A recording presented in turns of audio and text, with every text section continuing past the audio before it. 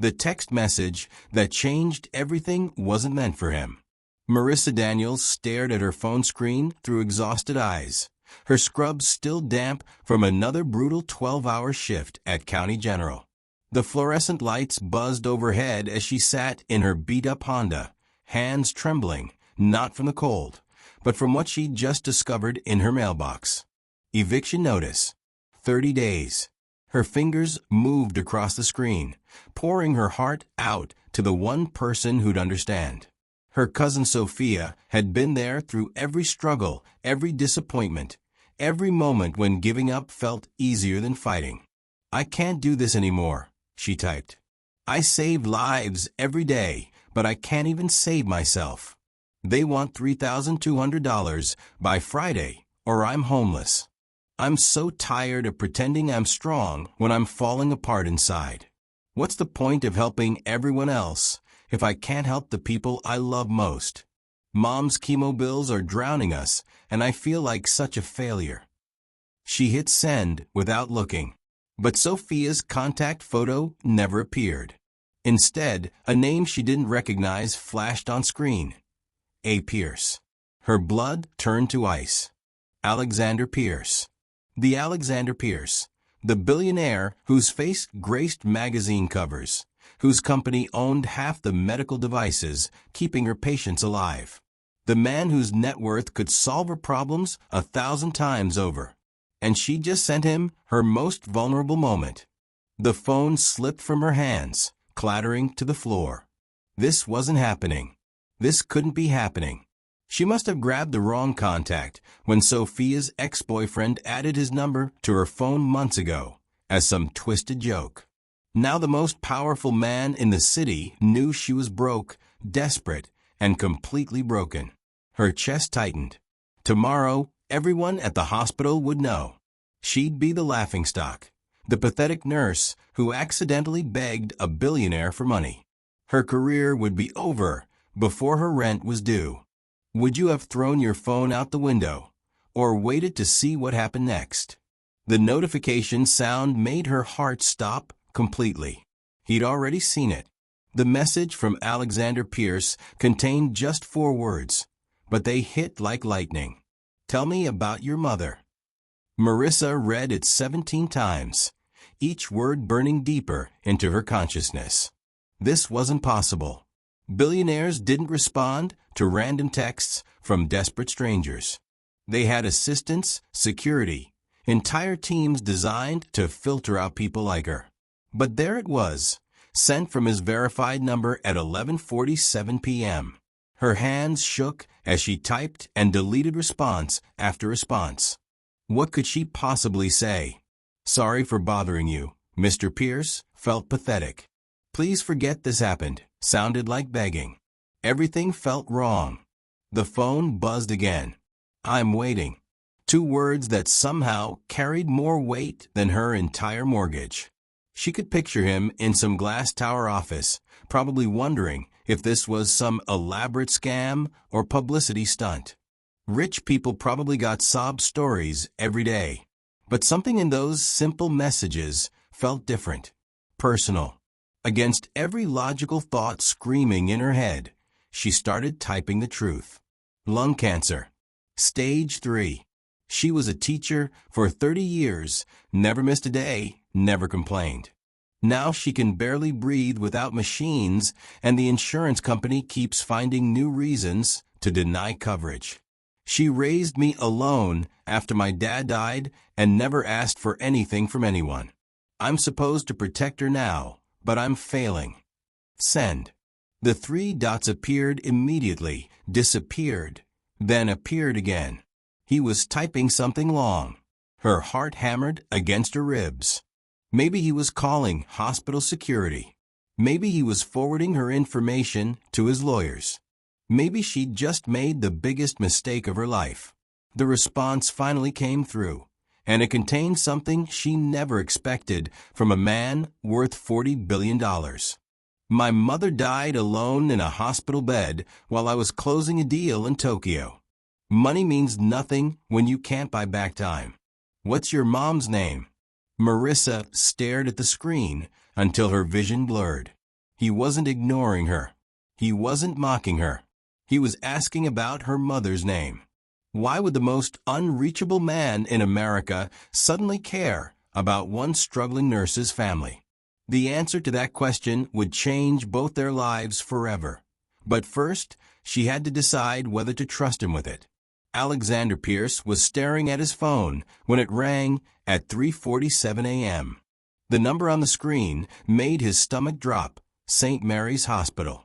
The same hospital where his mother had taken her last breath while he was halfway across the world, chasing another deal that meant nothing now. Mr. Pierce. The voice was crisp, professional, urgent. This is Nurse Rodriguez from St. Mary's Maternity Ward. We have an emergency situation involving someone who listed you as their emergency contact. His blood turned cold. I think there's been a mistake. It's about the baby, sir. The words hit him like a physical blow. Baby? What baby? He hadn't been with anyone in months, had no family left except distant relatives who barely spoke to him. This had to be some kind of error, a mix-up in the hospital system. I need you here immediately, the nurse continued. The situation is complicated. 20 minutes later, Alexander burst through the maternity ward doors, his usually perfect appearance disheveled. His driver had broken every speed limit getting here, and his mind raced through impossible scenarios. Was someone trying to scam him? Had one of his ex-girlfriends hidden a pregnancy? But nothing could have prepared him for what he saw next. Marissa Daniels stood in the hallway, still wearing those same scrubs from hours earlier, tears streaming down her face as she spoke to a doctor. Her entire body shook with grief, so raw it made his chest tighten. Their eyes met across the sterile corridor, and the confusion on both their faces was identical. "What are you doing here?" she whispered. Before he could answer, Nurse Rodriguez approached them both. "You're both here. Good. We need to discuss the baby's situation immediately." Alexander's head spun. "Both of us? I don't understand." "Jade Morrison listed you as the emergency contact," the nurse explained, looking directly at him. "And Marissa, you're listed as next of kin." Jade. The name triggered a memory, so faint he almost missed it. A woman at a charity gala 6 months ago, beautiful and sad, who'd insisted on exchanging numbers for business purposes. But why would she list him for anything involving a baby? This is only the beginning. Subscribe now so you don't miss the next twist. Marissa grabbed his arm, her grip desperate. "If you know something about Jade, you need to tell me right now." The truth was about to shatter both their worlds in ways neither could imagine. Jade didn't make it through delivery. The words hung in the air like smoke, choking both of them with their finality. Marissa collapsed into a plastic chair, her face buried in her hands as sobs racked her body. Alexander stood frozen, trying to process information that felt like puzzle pieces from different boxes. Dr. Martinez continued with the practiced gentleness of someone who delivered devastating news regularly. She went into premature labor at 36 weeks. There were complications. We did everything we could. "I don't understand," Alexander said, his voice hollow. "Why am I here?" "I barely knew her." "According to her paperwork, you're listed as the baby's emergency guardian," Dr. Martinez replied. She was very specific about that. Marissa looked up, mascara streaking her cheeks. "Jade was my cousin, but we hadn't spoken in 2 years. She disappeared after some fight with her parents about money. I've been trying to find her for months." "She had your phone number in her wallet," the doctor explained to Alexander, "along with a note that said if something happens to me, he'll know what to do." Alexander felt the walls closing in. "I don't know what to do. I don't know anything about babies or—" "The baby is healthy," Dr. Martinez interrupted. 6 pounds, 2 ounces. Perfect lungs, strong heartbeat. But she needs someone to take responsibility for her care. The silence stretched between them like a chasm. Two strangers, thrown together by a woman neither really knew, now faced with a decision that would change everything. "Can I see her?" Marissa whispered. Dr. Martinez nodded and led them down the hallway to the nursery window. Behind the glass, wrapped in pink blankets, was the tiniest person Alexander had ever seen. Her face was peaceful, completely unaware that her world had already been turned upside down. "She has Jade's eyes," Marissa breathed, pressing her palm against the glass. Alexander stared at the baby, something unfamiliar stirring in his chest. This little girl was completely alone in the world, just like he'd been after his mother died. "What happens now?" he asked. Dr. Martinez's expression grew serious. "Someone needs to make a decision about custody within 48 hours, or the state gets involved." Marissa turned to Alexander, desperation and hope warring in her expression. "I can't afford to raise a baby. I can barely keep my own life together." But looking at this child, Jade's child, Alexander realized that maybe some things were worth more than quarterly profits. Maybe this was why Jade had trusted him with the most important thing in her world. "I want answers before I make any decisions." Alexander's voice cut through the hospital's sterile quiet as he faced Marissa in the family consultation room. The baby, they still didn't even know her name, slept peacefully in the bassinet between them, oblivious to the storm brewing around her future. "You think I don't?" Marissa shot back, exhaustion and grief making her words sharp. "Jade vanished from our lives 2 years ago. No calls, no texts, no explanation. And now I find out she's been pregnant this whole time and somehow connected to you." Alexander loosened his tie, feeling suffocated by questions that had no logical answers. "I met her once. One time. At a charity gala for children's hospitals. She seemed sad, lost. We talked for maybe 20 minutes about her family situation." "What family situation?" "She said her parents cut her off financially because she wouldn't go to law school, that she was working 3 jobs just to pay rent." Alexander paused, remembering. She cried when she talked about letting everyone down. Marissa's expression softened slightly. "That sounds like Jade. She always felt like she had to be perfect for everyone else. But why would she list me as emergency contact for her baby? It makes no sense." The question hung between them like a bridge neither wanted to cross. Marissa studied Alexander's face, searching for something. Deception, hidden motives, answers that weren't there. "Maybe she researched you after that night," Marissa suggested. "Found out about your mother, your background. Maybe she thought you'd understand what it felt like to lose family." Alexander's jaw tightened. His mother's death wasn't public knowledge. He'd kept those details private, away from the media's hungry eyes. But somehow, Jade had connected dots that even he couldn't see. "Or maybe she knew something about you that you don't even know about yourself," Marissa continued, her voice quieter now. The baby stirred, making a soft sound that drew both their attention. In that moment, looking at this tiny life that neither had planned for, Alexander felt something shift inside him. This wasn't about logic or business deals or strategic planning. This was about a woman who trusted him with her most precious gift, even though they were virtually strangers. "I have resources," he said finally. "Money, connections, the ability to give her everything she'll ever need. But do you have love?" Marissa asked, the question cutting straight to his core. Alexander had built an empire worth billions, but he'd never been responsible for something as fragile and important as this sleeping child. He'd failed his mother when she needed him most. How could he trust himself not to fail this baby too? "I don't know," he admitted, the honesty surprising them both. Marissa reached out and gently touched the baby's tiny fist. "Well, that's the first honest thing you've said since we got here." For the first time since this nightmare began, Alexander almost smiled. Fair enough. But as they sat in that quiet room, both of them knew they were avoiding the biggest question of all. What happens when two broken people are suddenly responsible for putting someone else's life back together?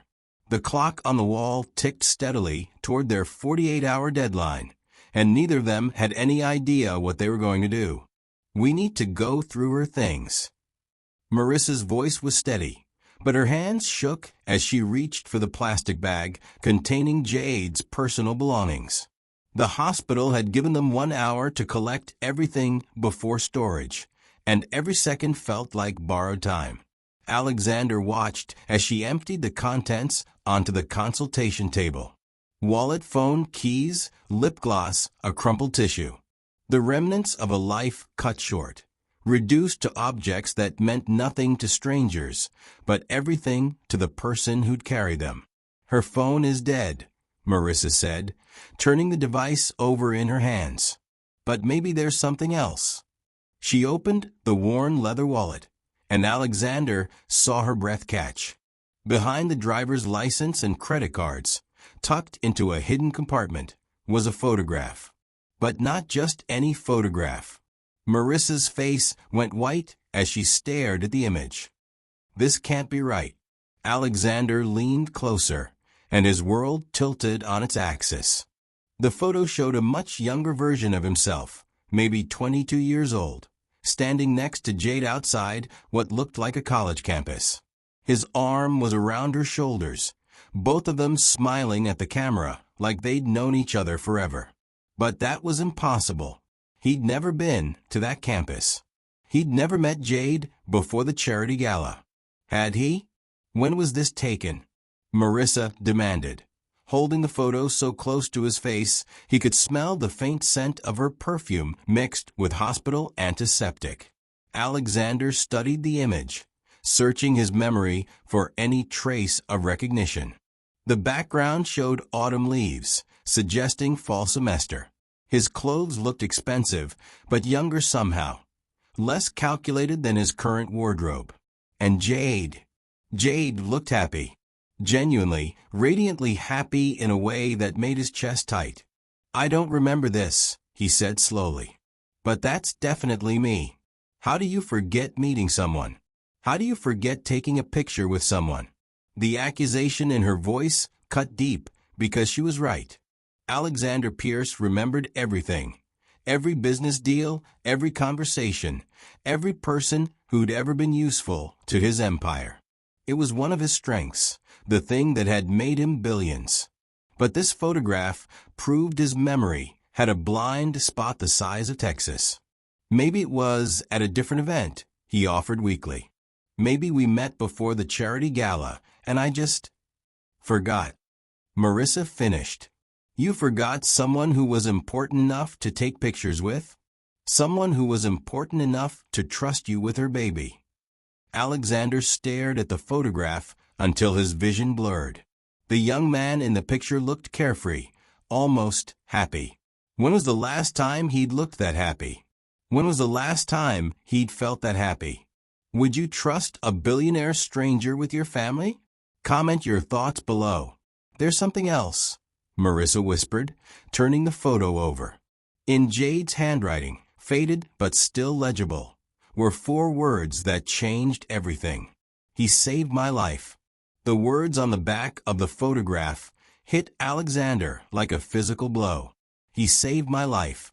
He sank into the plastic chair, the image trembling in his hands as fragments of memory began to surface like debris from a sunken ship. A college campus. Autumn leaves. A girl crying on a bench outside the library. I remember, he whispered. Marissa leaned forward, her eyes never leaving his face. Tell me. I was at Princeton for a guest lecture. I was already running the company after my father's stroke. Some professor invited me to speak to business students about entrepreneurship. Alexander closed his eyes, letting the memory take shape. After the talk, I was walking to my car when I saw her. The details came flooding back with startling clarity. Jade, much younger, sitting alone on a bench with tears streaming down her face. She'd been holding a phone, staring at it like it contained all the world's cruelty. She was crying, Alexander continued. Really crying, the kind where you can't catch your breath. I almost walked past, but something stopped me. What stopped you? Alexander looked at Marissa, seeing something in her expression that made his throat tight. She reminded me of myself the night my mother died. Completely alone, falling apart, with no one to catch her. He remembered approaching the bench cautiously, the way you might approach an injured animal. Jade had looked up at him, with eyes so full of despair it had actually hurt to see. "Are you okay?" he'd asked. "My parents just disowned me," she'd replied, her voice hollow.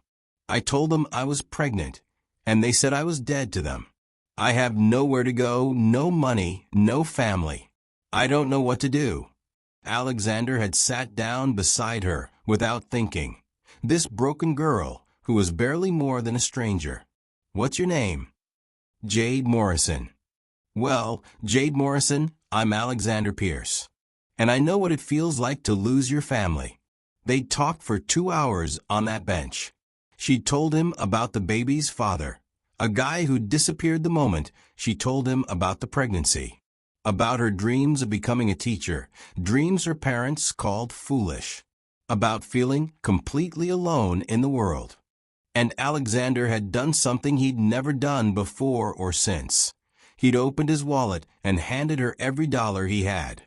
$3,000 in cash. "I told her to call me if she needed anything else," Alexander said to Marissa now. "I gave her my personal number, told her I'd help however I could. But she never called. Never. I wondered about her sometimes, especially when I saw pregnant women or young mothers. But I figured she'd found her way, build a life somewhere." Alexander's voice cracked. "I never imagined she'd kept that photograph all these years." Marissa was quiet for a long moment, studying his face with an expression he couldn't read. "So when she showed up at your charity gala, she was returning the favor," Alexander realized. "I was the one falling apart that night.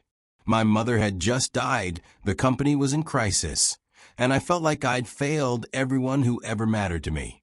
Jade somehow knew I needed to be reminded that saving people was still possible. The truth settled between them like a bridge finally completed. Jade hadn't chosen Alexander randomly. She'd chosen the man who'd once saved her when she had nowhere else to turn. Now it was his turn to save someone again. "She named the baby Hope," Marissa said softly, reading from the hospital bracelet. "Hope Morrison Pierce." Alexander's eyes snapped to hers. "Pierce." Marissa nodded, her expression unreadable. "She put your last name on the birth certificate. As the father." "That's impossible." Alexander's voice echoed off the consultation room walls as he stared at the birth certificate Marissa had pulled from Jade's belongings. "Hope Morrison Pierce. Father, Alexander Pierce." "DNA tests exist for a reason," Marissa said, though her tone suggested she didn't believe it either. "But maybe there's another explanation." Alexander's mind raced through possibilities, each more troubling than the last. "I never slept with her. Never." That conversation on the bench was the extent of our relationship until the charity gala. "Then why would you put your name down?" Before he could answer, his phone buzzed with a message from his assistant. Alexander glanced at it, expecting some urgent business matter, but the words on the screen made his blood run cold. "Sir, there's been a security breach in the Medical Research Division. Someone accessed files using Jade Morrison's employee ID. Thought you should know immediately." Alexander stared at the message, pieces of an impossible puzzle starting to form a picture he didn't want to see. "What is it?" Marissa asked, noticing his expression. "Jade worked for me," he said slowly, "at one of my research facilities." "What kind of research?" Alexander's company owned dozens of subsidiaries, most of them dealing with medical technology and pharmaceutical development. But the facility that employed Jade Morrison specialized in something much more controversial. Genetic research, he admitted. We were working on treatments for hereditary diseases, cancer prevention, things like that. Marissa's face went pale. What kind of genetic research? The kind that requires DNA samples from test subjects, Alexander said, the implications hitting him like a freight train. The kind that could theoretically create genetic profiles, predict health outcomes, or determine paternity without the father's knowledge. Alexander's hands shook as he pulled up his company's employee database on his phone. There she was, Jade Morrison, hired 18 months ago as a research assistant in the genetics lab.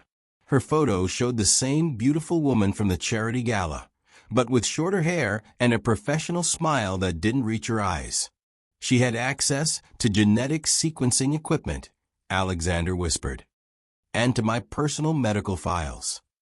Every executive in his company underwent comprehensive health screenings for insurance purposes. Blood work, genetic testing, full medical histories, all stored in secure databases that apparently weren't as secure as he'd thought. You think she stole your DNA? Marissa asked. I think she did more than steal it. Alexander scrolled through Jade's employment records, looking for anything that might explain her actions. Look at her work assignments. The records showed Jade had been specifically assigned to projects involving artificial insemination and genetic compatibility testing. She'd had access to the company's fertility research, their sperm storage facilities, their entire reproductive genetics program. She didn't just work there, Alexander realized. She chose to work there. After I gave her that money at Princeton, she used it to get the education she needed to land a job at my facility. But why? The question hung between them like a sword waiting to fall. Alexander thought about the photograph, about Jade's words at the charity gala, about the way she'd looked at him that night with something that felt like gratitude mixed with guilt. Maybe she wanted to give me the family I'd lost, he said quietly. Maybe she thought she owed me something more than money could repay. Or maybe she discovered something in his genetic profile that made her believe he deserved to be a father, regardless of whether he knew it was happening. Marissa stood up abruptly, pacing to the window, overlooking the parking lot. This is insane. You're talking about someone who artificially created your child without your knowledge or consent. I'm talking about someone who spent 2 years planning to give me the greatest gift imaginable, Alexander corrected, and then died making sure I'd never be alone again. The silence stretched between them, heavy with implications neither wanted to acknowledge. If Jade had used Alexander's DNA to conceive Hope, then the baby wasn't just some random child they'd been thrust into caring for. She was his daughter, created through science and determination by a woman who'd never forgotten the kindness of a stranger on a college bench.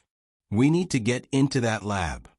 Alexander's voice was steel as he stared out the hospital window, his reflection ghost-like in the glass. The implications of what Jade might have done were staggering, but he needed proof before making any life-altering decisions about Hope. You can't just walk into your own research facility at midnight, Marissa protested. There's security, protocols, legal issues. I own the building, Alexander cut her off. I can walk in whenever I want. But what they found when they arrived at Pierce Genetics Research Division 3 hours later made them both wish they'd never started looking for answers. The security guard waved Alexander through without question, though his eyes lingered curiously on Marissa Scruggs. The building hummed with the quiet efficiency of machines that never slept, centrifuges, computers, climate control systems, maintaining perfect conditions for scientific discovery, and possibly for deception. Alexander's keycard opened every door, but it was Jade's computer workstation that held the secrets they were looking for. Her login credentials were still active, her desktop still displaying the last project she'd worked on before taking maternity leave. A project titled, Genetic Compatibility Analysis, Subject AP. Alexander Pierce. AP. She's been planning this for over a year, Marissa whispered, scrolling through files that read like a blueprint for creating the perfect child. Genetic markers, health predictions, compatibility charts, all based on Alexander's DNA profile and Jade's own genetic information. But it was the video files that shattered whatever illusions they had left. The first video showed Jade in a lab coat, speaking directly to the camera with a kind of intensity that suggested she knew she might not survive to explain her actions in person. "If you're watching this, it means something happened to me during delivery," her recorded image said. "And it means Alexander Pierce finally knows the truth about Hope." Alexander sank into Jade's desk chair, his hands trembling as Marissa clicked play on the next file. "I know what I did was wrong," Jade continued. "Taking your genetic material without permission, using it to create a child you never agreed to have. But I also know you, Alexander, better than you think." The video showed Jade holding up medical reports, Alexander's complete health screening from 2 years ago. "You have a genetic predisposition to the same heart condition that killed your father," she said. "Without children, your family line ends with you. All that brilliance, all that capacity for kindness, gone forever." Marissa looked at Alexander, whose face had gone white. "Did you know about the heart condition?" He shook his head, unable to speak. On screen, Jade smiled with a kind of sadness that comes from carrying someone else's pain. "You saved my life when I had nothing left to live for. Now I'm giving you a reason to live, a daughter who carries the best parts of both of us." The final video file was dated just 3 days ago. Jade looked tired, her pregnant belly huge, but her eyes were bright with determination. "I know you'll be angry when you find out," she said. "But I also know you'll love her. Because that's who you are, Alexander Pierce. You save people, even when they don't deserve saving." The screen went black, leaving them in silence, broken only by the hum of laboratory equipment and the sound of Alexander's ragged breathing. "She created your daughter," Marissa said softly. "Without asking, without permission, but with love." Alexander stared at the blank monitor, processing information that should have made him furious, but instead left him feeling something he hadn't experienced in years. Hope. The secrets are only getting darker. Subscribe before the next reveal catches you off guard. Jade Morrison had stolen his DNA, created his child, and orchestrated the most elaborate act of love he'd ever encountered. The question now was whether he could forgive her for giving him everything he'd never known he wanted. The results are impossible. Dr. Harrison's voice carried the weight of 20 years in genetic medicine as she stared at the paternity test results spread across her desk. Alexander and Marissa sat across from her, both holding their breath for confirmation of what they thought they knew. But the truth was far stranger than fiction. "The child is not biologically related to either of you," Dr. Harrison continued, adjusting her glasses as if the numbers might change if she looked at them differently. "Not to Mr. Pierce, despite the genetic material found in Ms. Morrison's laboratory, and not to Ms. Morrison herself." The words hung in the air like smoke, choking both of them with their impossibility. Marissa felt the world tilt beneath her feet. "That can't be right," she whispered. "Jade gave birth to her. I saw the medical records. Ms. Morrison carried the child to term, but she's not the biological mother," Dr. Harrison explained. "According to these DNA profiles, Hope's genetic parents are completely unknown individuals. This appears to be a case of embryo implantation using donor genetic material." Alexander's mind raced through implications that made his head spin. "You're saying Jade was a surrogate mother?" "More than that. Based on the genetic markers, this child was specifically designed. Her DNA shows markers for enhanced intelligence, disease resistance, longevity, traits that don't occur naturally in this combination. The room fell silent except for the hum of fluorescent lights and the distant sound of traffic outside. Marissa gripped the arms of her chair, trying to process information that felt like science fiction. "Designer baby," she said slowly. "Someone created a genetically perfect child." "Not just perfect," Dr. Harrison corrected.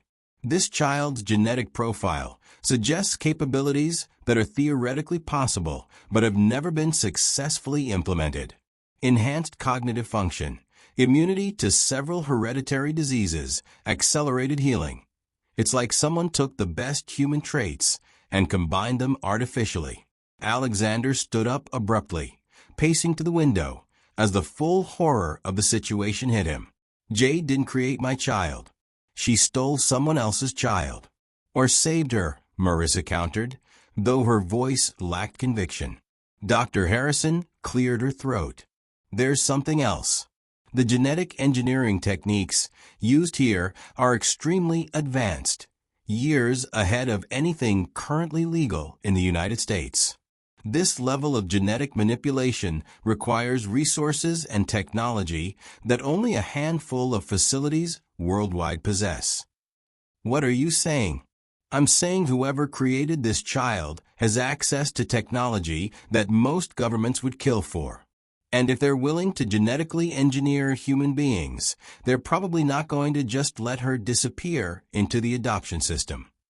Alexander's phone buzzed with a text message. He glanced at it absently, then froze as the words sank in. "What is it?" Marissa asked, seeing his expression. Alexander held up his phone, showing them a message from an unknown number. "We know you have our property. Return what belongs to us, or face the consequences."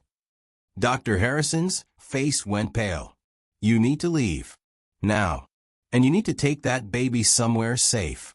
"Safe from who?" Marissa demanded. "From whoever spent millions of dollars creating the perfect human being," Alexander said grimly. "And who apparently isn't finished with their experiment." The test results weren't just revealing Hope's origins. They were revealing that she wasn't just a baby. She was a weapon, a breakthrough, a scientific achievement that someone was willing to kill to reclaim. And Jade Morrison had died protecting her from the people who saw her as property instead of a person. "There's one more thing." Dr. Harrison's voice stopped them at the door as Alexander and Marissa prepared to flee with Hope. The baby slept peacefully in Marissa's arms, unaware that her existence had just become a death sentence. Ms. Morrison left specific instructions that this envelope only be opened if paternity tests revealed unusual results. The sealed envelope felt heavy in Alexander's hands, as if it contained the weight of all Jade's secrets. His name was written across the front in her careful handwriting, along with 4 words that made his blood run cold. "If they find her." They found a quiet corner in the hospital parking garage to read it, Hope cradled between them like a treasure they were about to lose. Alexander's hands trembled as he unfolded the letter. "Alexander, if you're reading this, it means the DNA tests revealed what I hoped they never would, that Hope isn't genetically yours or mine. It means they found her, and you're both in danger now. I need to tell you about Prometheus Corp. You think your company is in medical research, but there's a division you don't know about. A black budget program funded by people whose names you'd recognize from newspaper headlines. They call it Project Genesis, the creation of genetically perfect human beings for military and intelligence applications. I wasn't supposed to know about it. I was just a lab tech processing routine genetic samples when I stumbled across files that shouldn't have existed. Dozens of embryos, all genetically engineered for specific traits. Super soldiers, genius-level intelligence operatives, living weapons disguised as children. Hope was embryo designation G47. enhanced cognitive function, perfect health markers, accelerated learning capacity. They were going to implant her into a military family, people who would raise her to serve their purposes without ever knowing what she really was. But I couldn't let that happen. I volunteered to carry her, told them I was the perfect surrogate. Young, healthy, desperate for money. They never suspected I was planning to disappear with their most valuable creation. Alexander, Hope isn't just genetically perfect. She's been designed to be the first of a new kind of human being. Her brain will process information differently. Her body will heal faster. Her potential is literally unlimited. And they will never stop looking for her. I named you as her father because I knew you were the only person with enough resources and moral conviction to protect her. Not because she's your biological child, but because she needs a father who will see her as a person instead of an experiment. The people behind Project Genesis have unlimited funding and no conscience. They've killed to protect this secret before, and they'll kill again. But here's what they don't know. I didn't just steal Hope. I stole all their research. Every file, every genetic sequence, every detail of their illegal experiments. It's hidden where only you can find it. The password is the date we first met at Princeton. The location is where you first saved my life. Use it to destroy them before they destroy you. Take care of my baby, Alexander. She's going to change the world. Make sure it's for the better. Forever grateful, Jade. P.S. Tell Marissa I'm sorry I lied about being her cousin. But some families are chosen, not born. She'll understand when the time comes. The letter fluttered from Alexander's numb fingers as the full scope of what Jade had done became clear. She hadn't just saved one baby.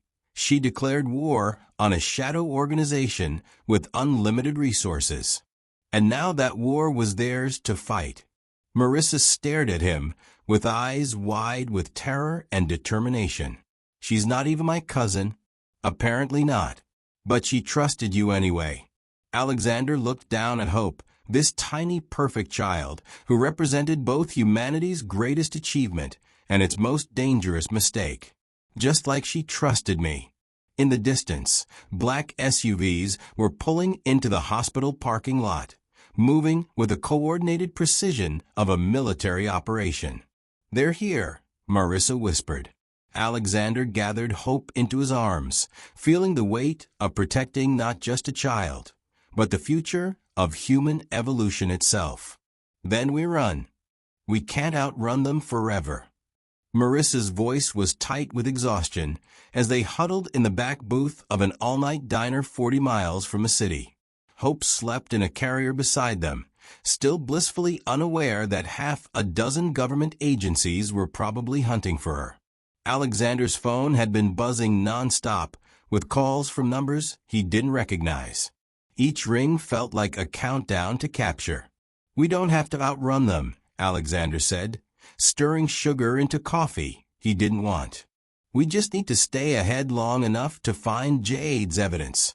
You really think some hidden files are going to stop people who genetically engineer babies for the military? The question hung between them like a bridge they were afraid to cross. They'd been strangers 12 hours ago, thrown together by circumstances neither could have imagined. Now they were partners in the most dangerous game either had ever played. I think Jade died believing those files could end this, Alexander replied. She was brilliant, resourceful, and she had months to plan this. If she said the evidence could destroy them, I believe her. Marissa looked down at Hope, whose tiny fist was wrapped around her finger with surprising strength. What if we're wrong? What if we can't protect her?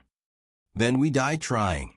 The words came out stronger than Alexander felt, but seeing the fear in Marissa's eyes sparked something protective in him that he'd never experienced.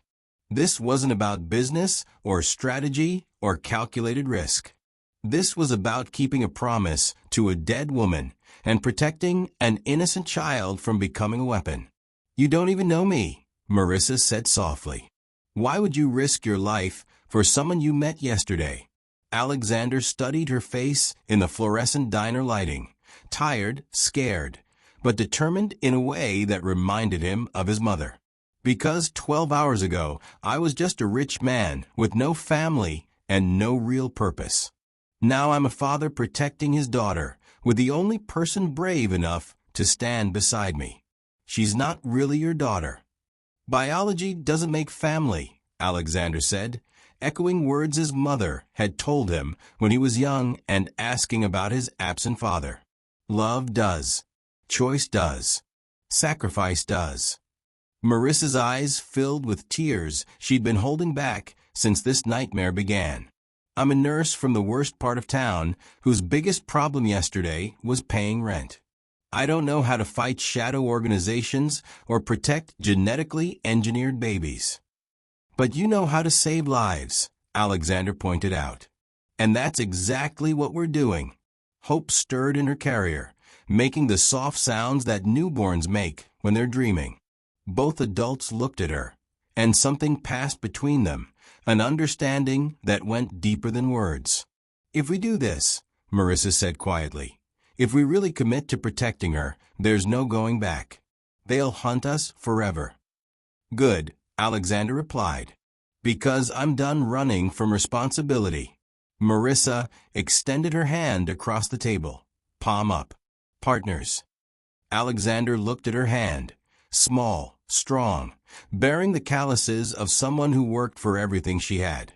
Then he looked at Hope, this perfect child who deserved a chance to grow up free. He clasped Marissa's hand in both of his. Partners. Whatever it takes.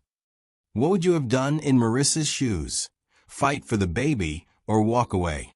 Tell us in the comments. Outside the diner window, headlights swept across the parking lot with a systematic pattern of a search grid closing in.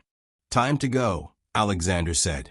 But as they gathered their things and prepared to disappear into the night, both of them knew they weren't running anymore. They were going to war. The message came while they were changing Hope's diaper in a gas station bathroom 50 miles from nowhere. Marissa's phone buzzed with a text from a number she didn't recognize, but the words made her blood freeze. You have something that belongs to us. Alexander read the message over her shoulder, his jaw tightening as more texts flooded in, each one more menacing than the last. We know where you are. The child is corporate property. Return her undamaged, and we'll make your debts quick. 5 minutes. Then we come in. The bathroom suddenly felt like a tomb.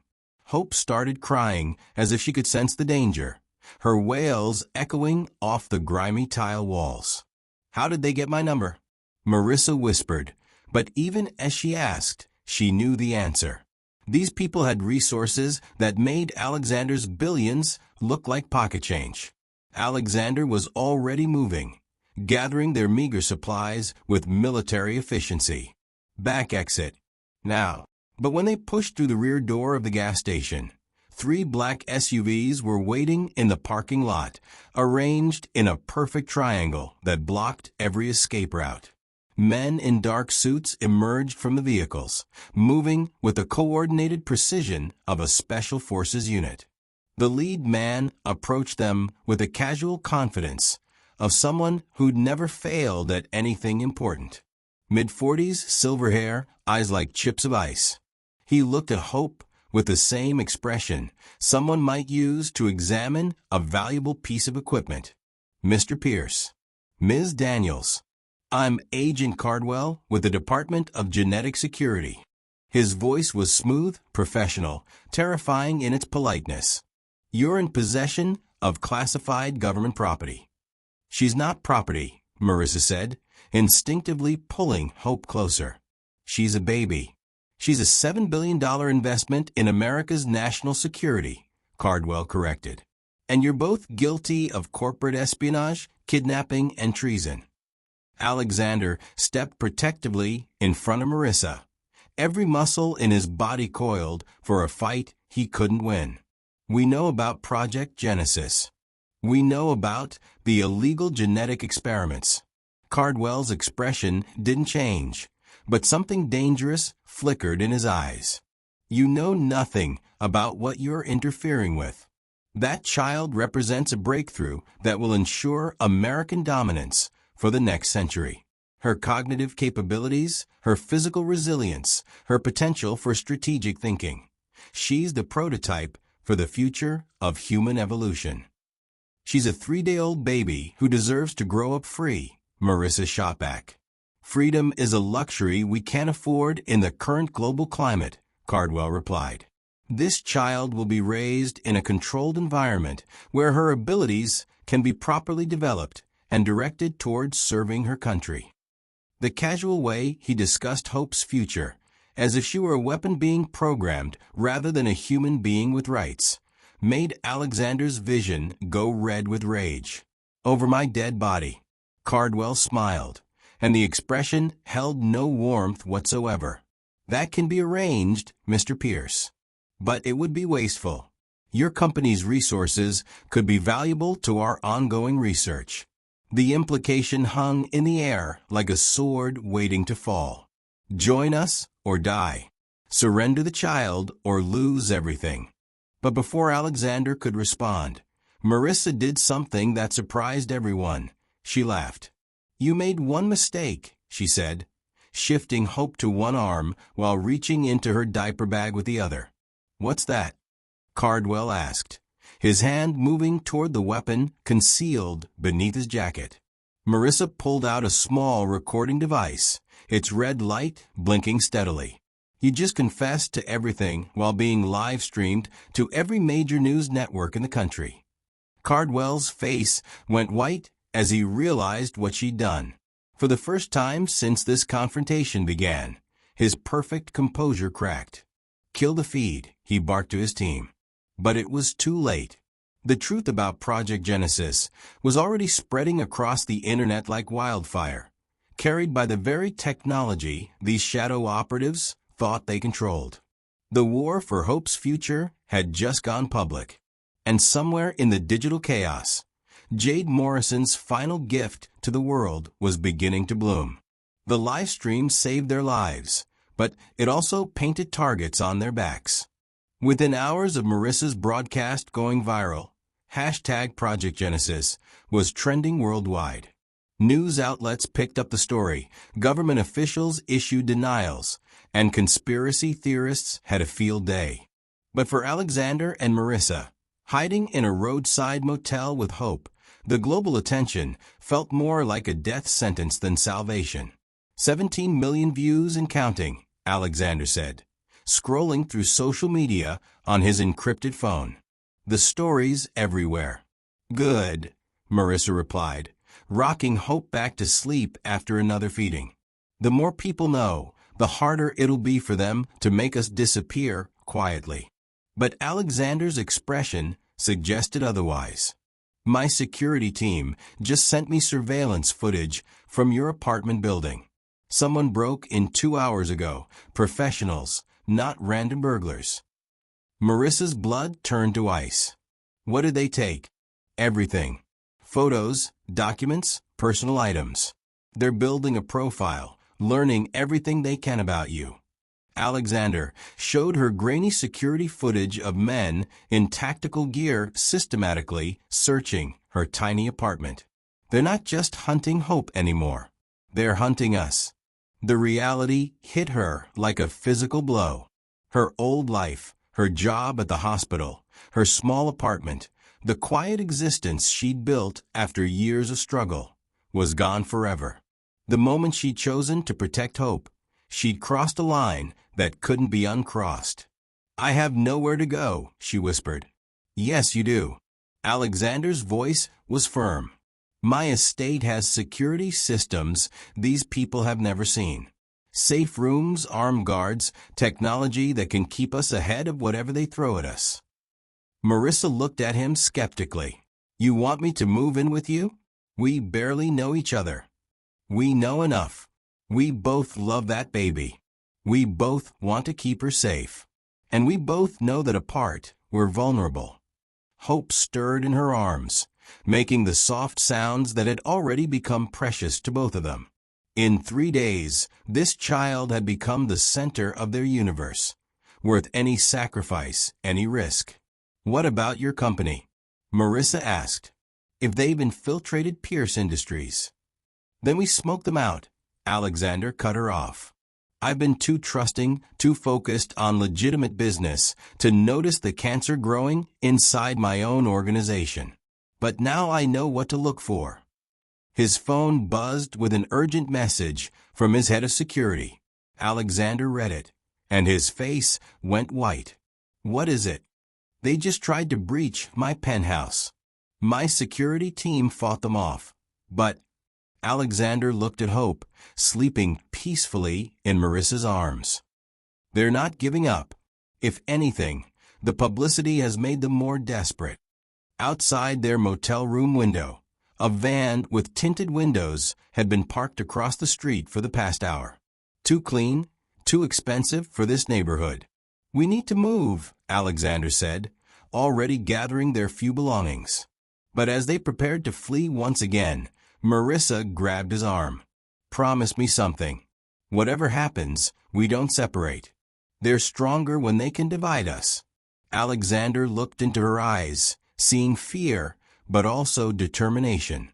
This woman who'd started as a stranger texting the wrong number had become his partner in the most important fight of his life. "I promise. No matter what they throw at us, we face it together." The van's doors opened, and men in dark clothing began moving toward their room with military precision. Hope's future and their survival depended on staying one step ahead of an enemy with unlimited resources and no conscience. The Real chase was just beginning. "This is insane." Marissa stood in the marble foyer of Alexander's estate, Hope cradled in her arms, staring at luxury that belonged in magazines rather than real life. Crystal chandeliers, artwork worth more than her annual salary, space that could house 50 families like hers. "It's secure," Alexander corrected, inputting codes into a security panel that looked like it belonged on a spaceship. "Motion sensors, thermal imaging, bulletproof glass. If they want to get to Hope here, they'll have to go through an army." The irony wasn't lost on either of them. A broke nurse and a billionaire CEO playing house while raising a genetically engineered baby that half the government wanted to kidnap. "The guest wing has everything you'll need," Alexander continued, leading them down a hallway lined with portraits of stern-faced ancestors. "Private bathroom, sitting area. Direct access to the panic room if things go bad." "Panic room," Marissa repeated. "Because that's totally normal." Alexander almost smiled. "Nothing about this situation is normal, but we're going to make it work." The guest suite was larger than her entire apartment, with floor-to-ceiling windows overlooking manicured gardens and a small army of security personnel patrolling the grounds. Hope seemed unimpressed by the luxury, more interested in the mobile hanging over the professionally assembled crib. "Someone's been busy," Marissa observed, noting the fully stocked nursery that hadn't been there when they'd arrived. "My assistant works fast. Diapers, formula, clothes, toys, everything a baby could need." Alexander paused at the doorway. "I'll be down the hall if you need anything." The intercom system connects every room. But as he turned to leave, Marissa's voice stopped him. "Alexander, why are you really doing this?" He turned back, and for a moment, his carefully controlled expression cracked. "Because when my mother was dying, I was in a boardroom in Tokyo closing a deal that meant nothing. I chose money over family, and I've regretted it every day since. Hope isn't your mother." "No, but she's my chance to get it right this time." Alexander looked at the baby, who was staring at him with those impossibly alert eyes. Maybe Jade was right. Maybe some people deserve second chances. The vulnerability in his voice made Marissa's chest tight. This wasn't the cold billionaire from the magazine covers. This was a man carrying guilt that had shaped every decision he'd made for years. "We'll figure it out," she said softly. "Together." Alexander nodded, but something in his expression suggested he wasn't entirely convinced. "There's something else. My security team found listening devices in my corporate offices. Someone inside my company has been feeding information to whoever's hunting us." The implications hit Marissa like ice water. "They know we're here?" "Not yet. But they will." Alexander's phone buzzed with an incoming call from his head of security. "I have to take this." As he stepped into the hallway, Marissa caught fragments of the conversation, words like breach, inside job, and extraction protocol. None of it sounded reassuring. When Alexander returned, his face was grim. "We may have a problem." "What kind of problem?" "The kind where my most trusted advisor has been working for the people trying to kill us." Hope chose that moment to start crying, as if she could sense the danger closing in around them. Marissa picked her up, rocking her gently, and was surprised when Alexander reached out to stroke the baby's cheek with one finger. "She's beautiful," he said quietly. "Perfect." "She's scared," Marissa replied. "She can feel our fear." Alexander met her eyes, and something passed between them, an understanding that went deeper than their strange circumstances. They were no longer just two people thrown together by fate. They were becoming something else, something that felt dangerously like family. They thought the worst was over, but it's only beginning. Subscribe so you don't miss what happens next.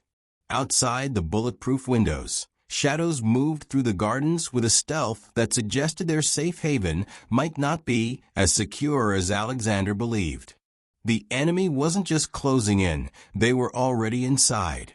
"We have 'em all." Alexander's voice was ice cold as he stared at the security footage on his private office monitor. The timestamp showed 3:17 a.m., barely an hour after they'd arrived at the estate. Someone had accessed his personal files, copied encrypted data, and sent it to an external server from inside his own house. Marissa bounced Hope gently, trying to keep the baby calm while processing this latest betrayal. "How is that possible? You said this place was secure." "It is secure from outside threats. But I never imagined someone on my own team would sell us out." Alexander's fingers flew across the keyboard, pulling up personnel records and access logs.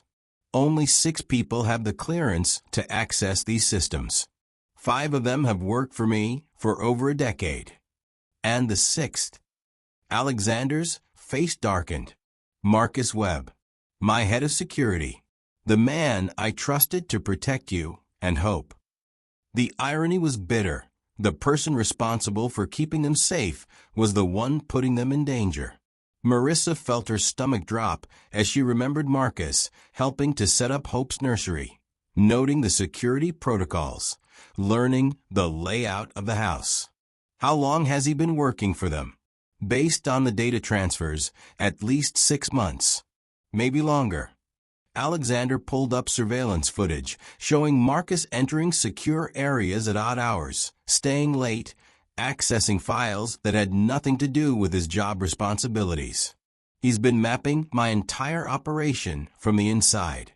Hope started fussing, picking up on the tension in the room. Marissa walked to the window, rocking her gently, but froze when she saw movement in the gardens below. "Alexander." The urgency in her voice brought him to the window immediately.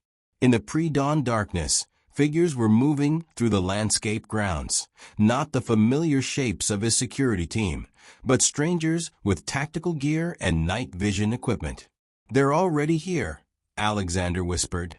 His fingers flew to the security panel, but the system that should have detected intruders was showing all green lights.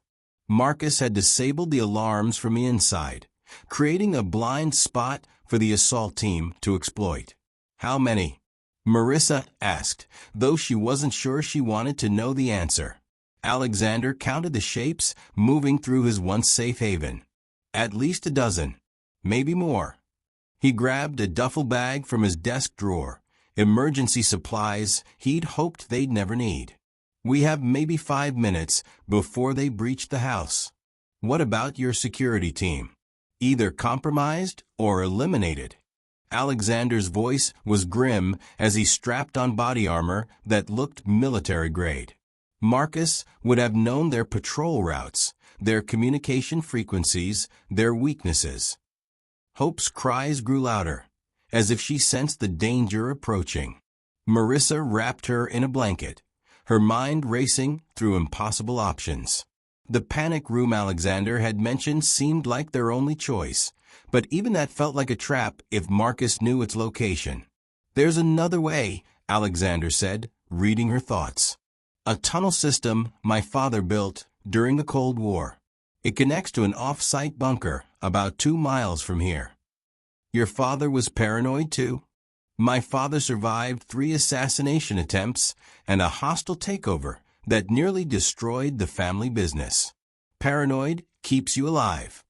Alexander led them through a hidden door behind his bookshelf, revealing a narrow staircase that descended into darkness. The air smelled musty, unused, but the walls were lined with modern technology, motion sensors, communication equipment, supplies that could sustain them for weeks if necessary. "Stay close," Alexander whispered as they began their descent. "And whatever happens, don't let go of hope." Above them, the sounds of forced entry echoed through the house, doors being kicked in, systematic searches, the professional efficiency of people who'd done this before. But as they reached the bottom of the tunnel, Alexander's phone buzzed with a text message that made his blood run cold. It was from Marcus. "Nice try. But we know about the tunnels too. There's nowhere left to run." The betrayal was deeper than they'd imagined. Marcus hadn't just sold them out. He'd been planning this for months, learning every escape route, every contingency, every way they might try to protect Hope. They were trapped in Alexander's own house, hunted by people who knew their every move before they made it. And somewhere above them, the sound of footsteps was heading toward the tunnel entrance. "They're in the tunnels."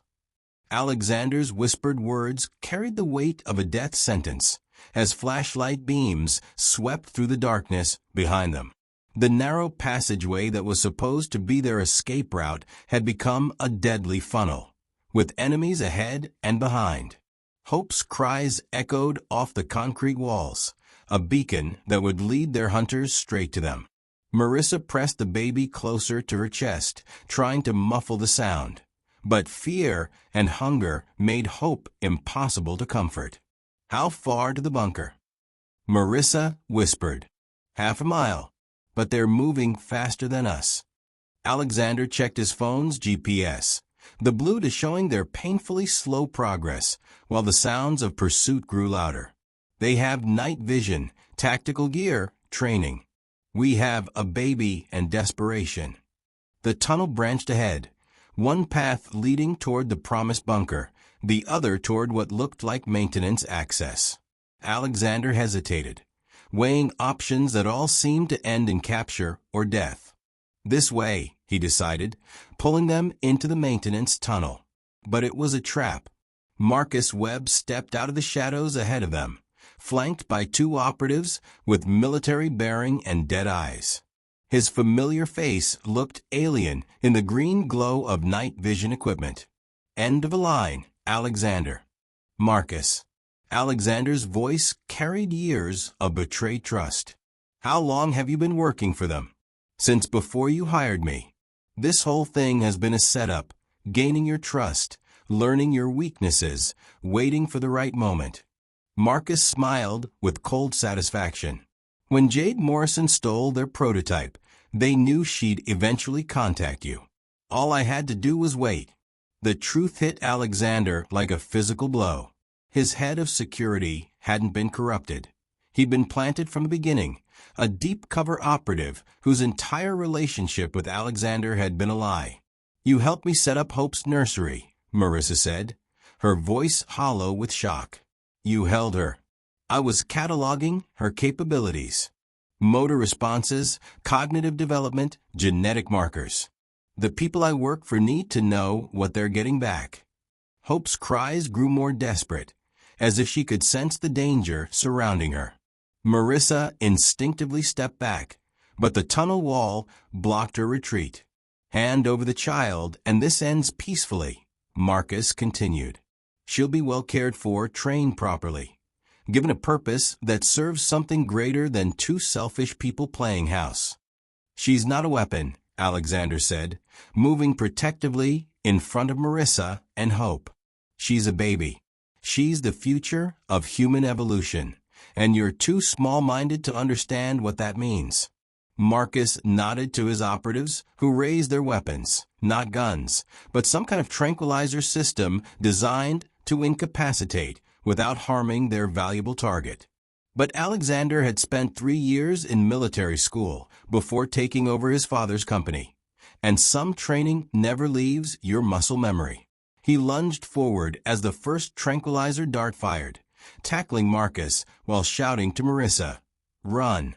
The tunnel erupted into chaos, bodies crashing into walls, the sharp crack of Alexander's fist connecting with Marcus's jaw, Marissa stumbling backward with Hope pressed against her chest. But Alexander was outnumbered and outgunned. A tranquilizer dart caught him in the shoulder, and another in his thigh.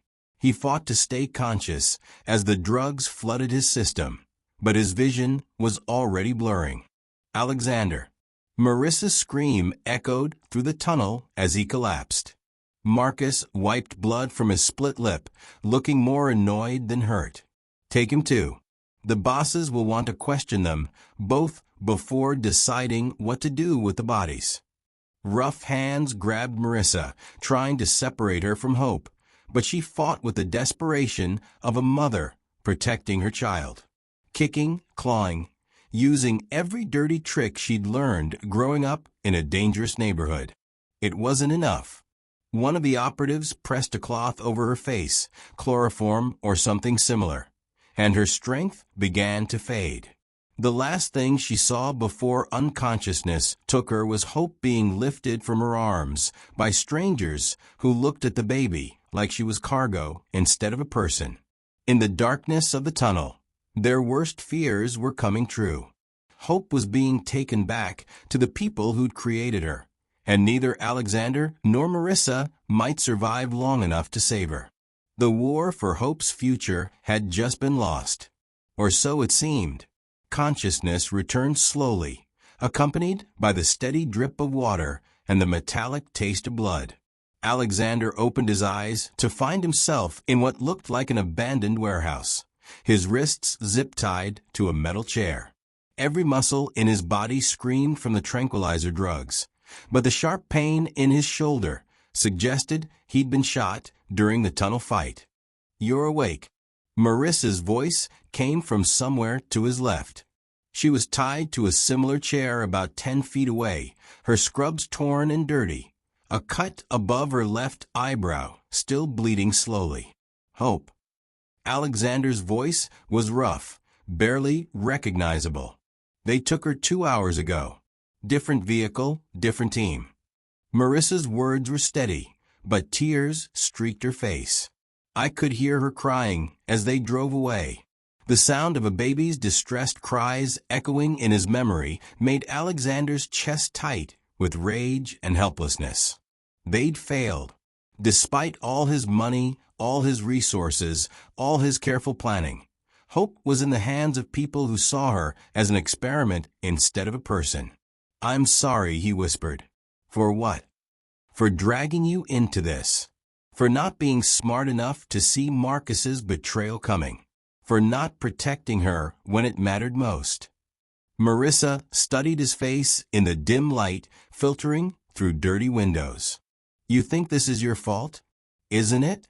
My company, my employee, my security system that failed." Alexander tried to shift position and winced as pain shot through his injured shoulder. "Everyone I touch gets hurt eventually." "That's not true. My mother died alone while I was building an empire that means nothing. Jade Morrison died protecting a secret I was too blind to see. Now hope is gone because I trusted the wrong person. Alexander's voice cracked with years of accumulated guilt. Maybe Marcus was right. Maybe I am too small-minded to understand what's really at stake. Marissa was quiet for a long moment, studying him with an expression he couldn't read. When she finally spoke, her words surprised him. "You want to know what I think?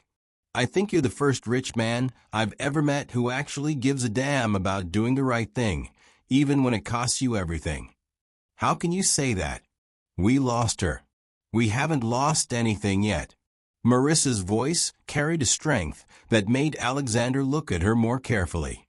"You see that water pipe above your head?"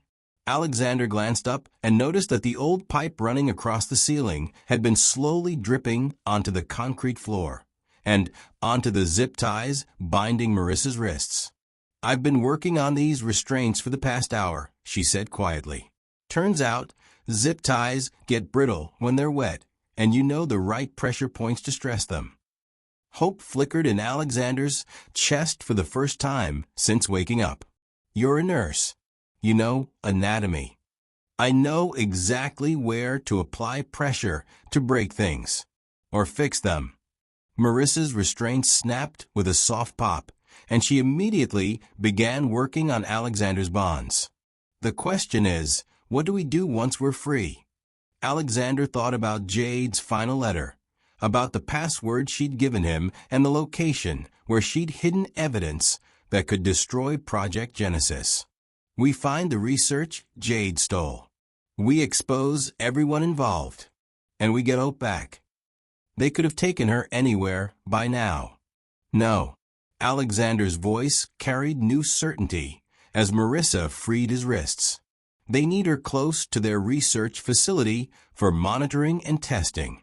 There are only 3 locations in the country with that kind of capability." "How do you know?" "Because I helped fund 2 of them before I knew what they were really for." The admission tasted bitter, but it was the truth. "My company's money built the laboratories they're using to experiment on children." Marissa paused, intending to his shoulder wound, her hands gentle despite everything they'd been through. "That makes you part of the problem, not the cause of it." "What's the difference?" "The difference is that problems can be solved by people brave enough to do the right thing." She met his eyes, and something passed between them that had nothing to do with their current circumstances. "The difference is that I trust you." Alexander felt something shift inside his chest, not the guilt he'd carried for years, but something warmer. Something that felt dangerously like hope. Some say Alexander is a hero. Others say he's part of the problem. What do you think? "We're going to get her back," Marissa said, helping him to his feet. "How can you be so sure?" Marissa smiled, and for the first time since this nightmare began, it reached her eyes. "Because some families are worth fighting for, even when the odds are impossible." Outside their makeshift prison, car engines were starting up. Their captors were moving Hope to the next location, but they'd made one critical mistake. They'd underestimated what 2 people could accomplish when they refused to give up on the child they'd learned to love. Princeton, October 15th. Alexander's fingers flew across his phone keyboard as they crouched behind a dumpster in the warehouse district, entering the password Jade had given them in her final letter. The date they'd first met, when he'd saved her life on a college bench. The hidden files unlocked like a digital treasure trove. Thousands of documents, genetic profiles, financial records, and video evidence that painted a picture of corruption, so vast it reached into the highest levels of government. "Look at this," Marissa whispered, scrolling through bank transfers on her phone screen. Project Genesis received funding from defense contractors, pharmaceutical companies, even foreign governments. They were selling genetically enhanced children to the highest bidders. Alexander's stomach turned as he read through breeding programs disguised as fertility clinics, enhancement procedures tested on unwilling subjects, children raised in isolation to become living weapons. Hope wasn't the only victim. She was just the most advanced prototype in a program that had been operating for over a decade. "There," he said, pointing to a location pin on one of the documents. "Pierce Biomedical Research Center, about 30 miles north of here. That's where they took her." "That's your facility?" "On paper, yes. But according to these files, it's been under shadow government control for the past 5 years. Alexander's voice was grim as he read through the organizational charts. "They've been using my company's resources to fund their illegal experiments." A black sedan pulled up to the warehouse they'd just escaped from, and both of them pressed deeper into the shadows. Through the tinted windows, they could see Marcus Webb talking on his phone, gesturing angrily toward the building where he'd expected to find their prisoners. "He knows we're gone," Marissa said. "Good. Let him panic." Alexander was already dialing a number on his phone. "Senator Patricia Williams, Congressional Intelligence Committee. She's been trying to investigate defense contractor corruption for years." The call connected on the second ring. "Mr. Pierce? This is unexpected." "Senator, I'm about to send you evidence of the largest illegal human experimentation program in American history.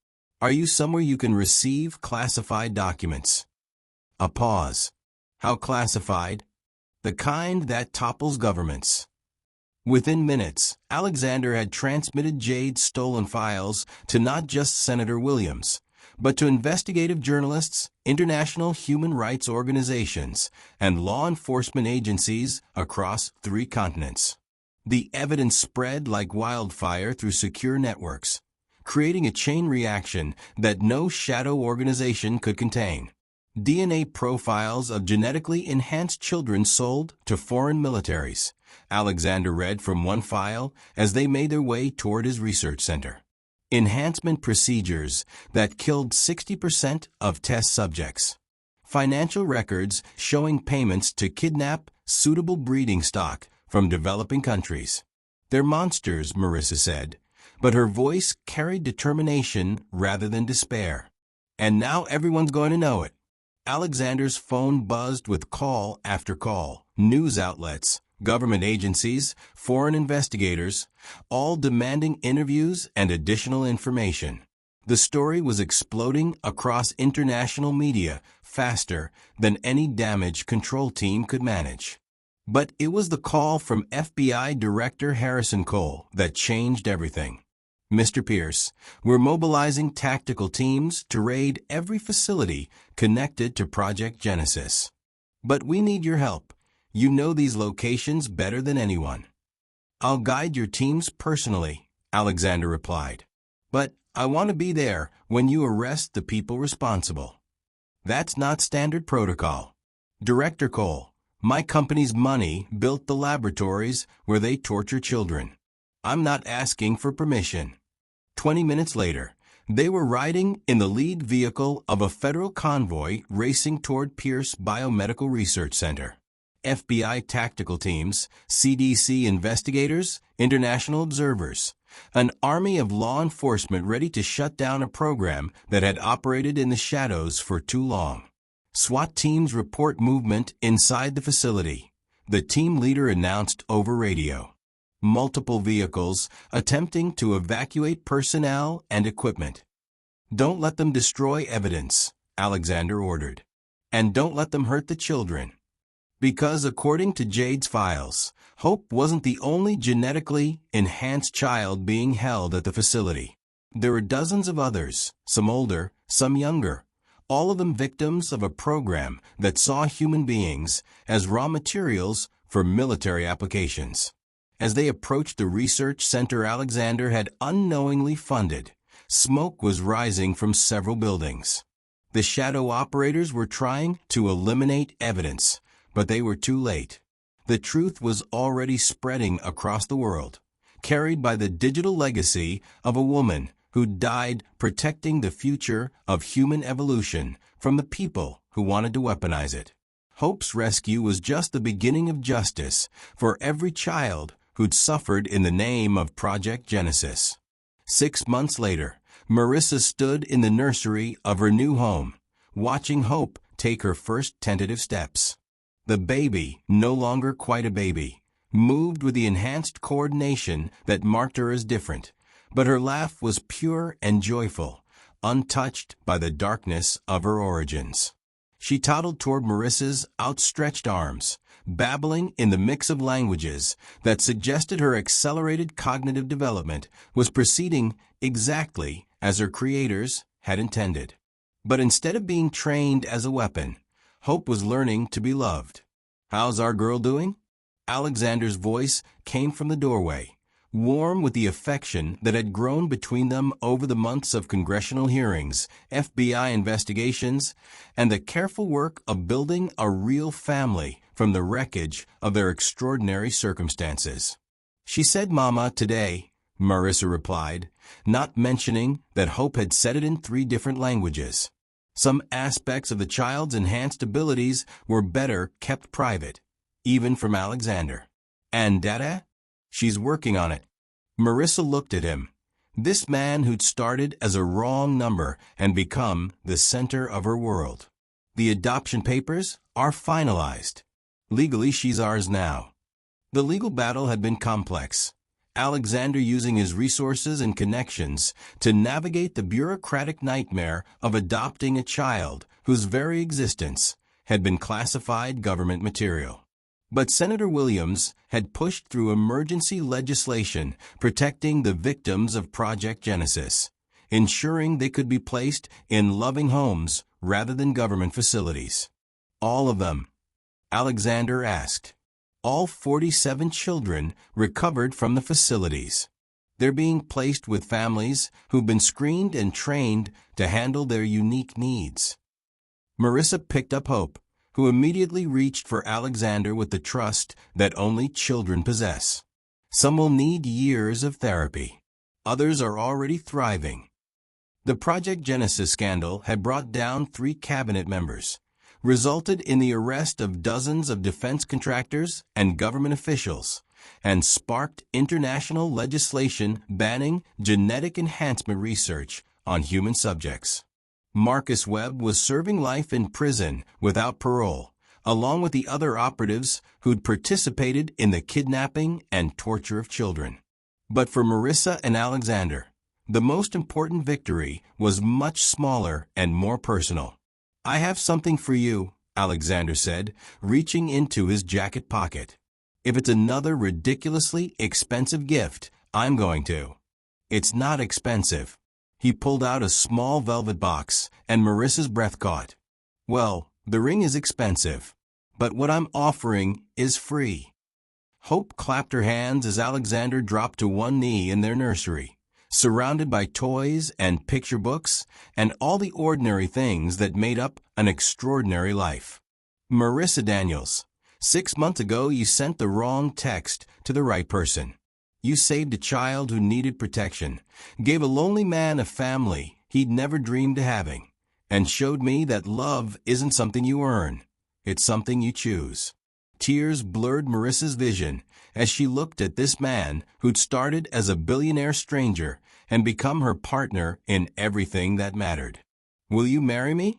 Not because of obligation or circumstance or the crazy way we met, but because I can't imagine my life without you and hope in it." "Yes," she whispered, then louder. "Yes, of course, yes." As Alexander slipped the ring onto her finger, Hope babbled something that sounded suspiciously like "finally" in what might have been Mandarin.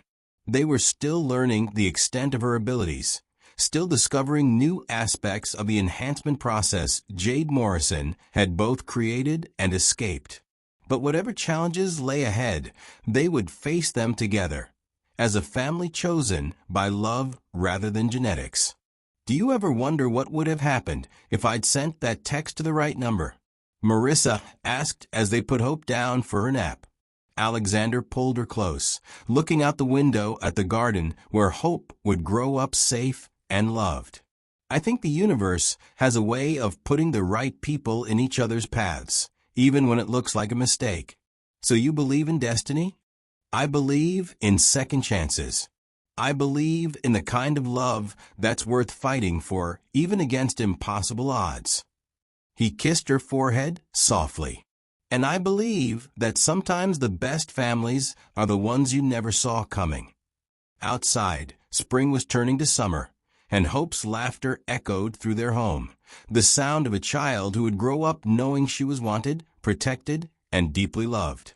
The wrong text message had led to the right life, the right love, and the right family.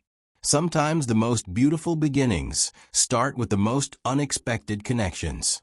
And in the end, that's exactly what happened when a broke nurse accidentally texted a billionaire, and both their worlds changed forever.